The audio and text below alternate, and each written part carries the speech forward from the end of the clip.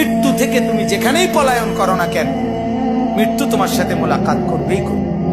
তুমি দেখা করতে হবে না, সেই তোমার সাথে দেখা করবে। তুমি মৃত্যুকে ডাকতে হবে না, মরণ তোমাকেই ডেকে নিয়ে আসবে। মরণ নিজেই তোমার সাথে দেখা করবে, সেই তোমাকে কবরে আনবে, তুমি আসতে হবে না। হাদিসের মধ্যে আছে, আল্লাহর নবী সাল্লাল্লাহু আলাইহি ওয়াসাল্লাম হাদিসে ইরশাদ করেছেন, প্রত্যেকটা নাফরমানের লাশ যখন খাটের মধ্যে করে কাঁধে তোলে, মানে কবরস্থানে নেওয়ার জন্য যখন লাশ খাটের মধ্যে কাঁধে তুলে নেয়, তখন এই পরিমাণ চিৎকার করে ওই নাফরমান লাশের খাটের মধ্যে। আল্লাহর নবী সাল্লাল্লাহু আলাইহি ওয়াসাল্লাম বলেন, যদি একটা সেকেন্ডের চিৎকার তোমরা ওই নাফরমানের শুনতা, তাহলে পৃথিবীর কোনো মানুষ কাউকে কাঁধে আর লাশের খাটিয়া তুলতো না, বরং ফেলে রাখতো আর কুকুর বিড়ালে খাইতো। এরা শুধু চিৎকার করে নাফরমান বলে, আল্লাহর দোহাই আমার স্বজনরা আমার ওইদিকে নিও না, ওই কবরে আমারে নিও না, নিও না আমারে ওইখানে, নিও না আমারে, নিও না। হায় তোমরা আমারে কই নিচ্ছ? তোমরা না আমার স্বজন, তোমরা না আমার সন্তান। আরে নামাজ ছাড়া বাদ তো কুত্তারও মেলে, বাদ তো জানোয়ারেরও মেলে, বাদ তো বেঈমানেরও মেলে। এটা তো আশ্চর্যের কিছু না বেটা। ভাত খাবার এটা তো বেঈমানেও খায়।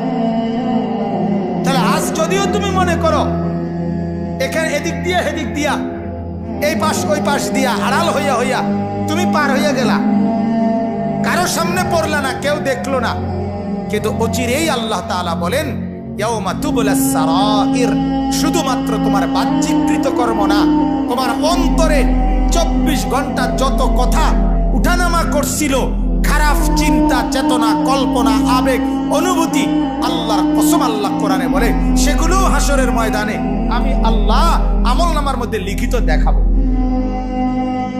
ইয়াউমা তুবলাস সারাইর, বুঝেন? এখন তো দিলের কথা কেউ জানে না। আপনার ভিতরে কি ঘুরতেছে আমি জানি, আপনি জানেন আমার দিলে কি ঘুরতেছে। আল্লাহ তাআলা বলে, সেগুলো আমি তোমার সামনে দেখাবো। যে মা, যেই বাবা তার ছেলেটাকে আল্লাহর কোরআন শিখালো না, ওই বাবা যদি ওই ছেলেটাকে 70 বার আগুনে পোড়ায়, তাইলে যতটা ক্ষতি না হবে, আল্লাহর কসম ওই বাপ তার সন্তানকে কোরআন না পড়াইয়া তার চাইতে বড় ক্ষতি করে দিল। আপনি আপনার ছেলেটার বড় ক্ষতি করে ফেললেন, অনেক বড় লস হয়ে গেল বাজা। নয়তো ভাত তরকারি যেটা খাওয়াই না, এটা হেতো যেমন খায়, আমরা ফুতাইতেও খায়, ঠিকই না? বলেন না কেন? রাইতের যেটা ঘুম যাওন, এইটা কোরআন পড়ুন্নারাও ঘুম যায়, না পড়ুন্নারাও কি ঘুম যায়। এটা তো আলাদা সেপারেট কিছু নাই। আপনি বলেন না, আমারে কেমনে বললে বুঝবেন? এটা আলাদা কিছুই তো নাই। একজন ইমানদার, বেঈমান, নামাজি, বেনামাজি, সেজদাওয়ালা, সেজদাবিহীন, কাফের, মুশরিক, পৃথিবীর ভোগ করার ক্ষেত্রে সব বরাবর, সব বরাবর কিনা বলেন? মুসা আলাইহিস সালামকে আল্লাহ যেমন রিজিক দিছে, ফেরাউনকে দেয় নাই? ইব্রাহিম আলাইহিস সালামকে যেমন দিছে, নমরুদকে দেয় নাই? আল্লাহর নবীকে যেমন দিছে, আবু জাহেলকে দেয় নাই? কথা বলেন না কেন?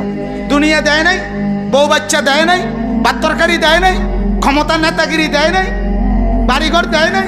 হ্যাঁ, কিন্তু কি দেয় নাই? ঈমান দেয় নাই, সেজদা করার তৌফিক দেয় নাই, কোরআন পড়ার তৌফিক দেয় নাই, আল্লাহকে ডাকার তৌফিক দেয় নাই, জান্নাতে যাওয়ার সুযোগ দেয় নাই। তাহলে এটা না,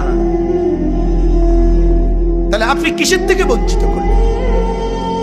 কেন ছেলেটাকে বঞ্চিত করলেন?